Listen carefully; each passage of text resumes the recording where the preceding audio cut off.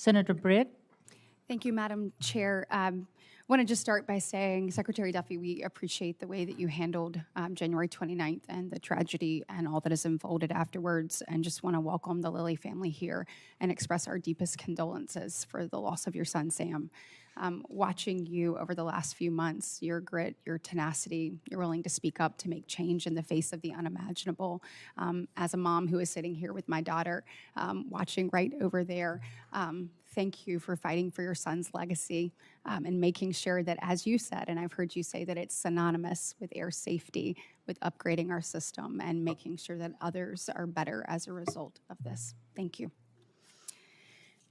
I'd like to start by highlighting a few projects in the great state of Alabama, and want to thank you for talking with me before your confirmation, allowing me to talk to you about the importance of so many things, but in particular, one of my very top priorities is Alabama's I-10 Mobile Bay River Bridge project.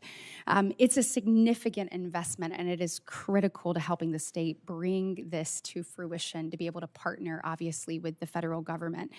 As you know, the Mobile River Bridge is a critical piece of transportation infrastructure, not just for the state of Alabama, not just for the region, but literally the entire nation. I mean, it connects from California to Florida. You can't get there without coming right across this bridge. And so whether it is moving people or moving commerce, it is a primary transportation artery that we must take a look at, and we've got to upgrade. So obviously we've made a lot of progress in this area. But the one thing that we are waiting on is the TIFIA loan for the project. And I want to stress how absolutely important that is to completing this project. And would love to ask you for your commitment to, expeditiously taking a look and reviewing ALDOT's application so that we can get this moving, because the longer that this goes on, the more it costs, and then obviously the more challenges that we have from both a safety and a commerce perspective. Time is money. So and by the way, it's a great program.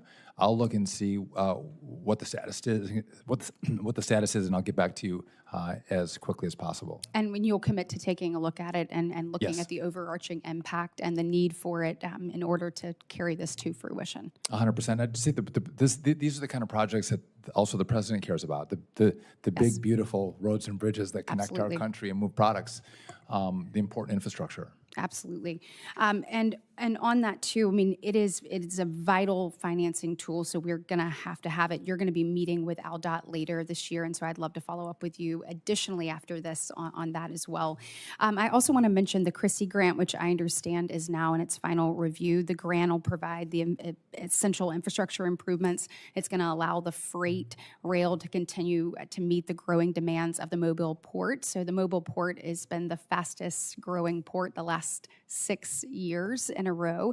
I think this is an excellent opportunity to see how, when we utilize all forms of transportation, land and rail and sea and air, we've got an airport project that we're doing there that is going to be transformative.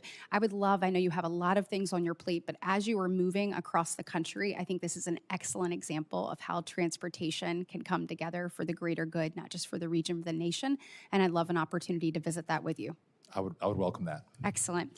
And on when we're talking about big, beautiful transportation projects that you mentioned, President Trump has made it a priority. He has said publicly that he wants to see I-65 widened. He wants to see it to be a 4-lane road there on each side. He said he was committed to making that happen.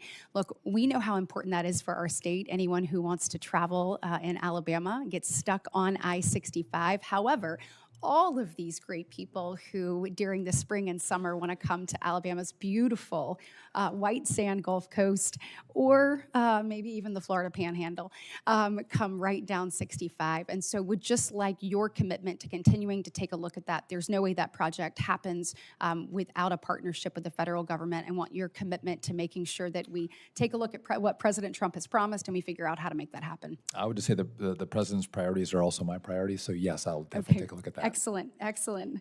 We are glad to hear it.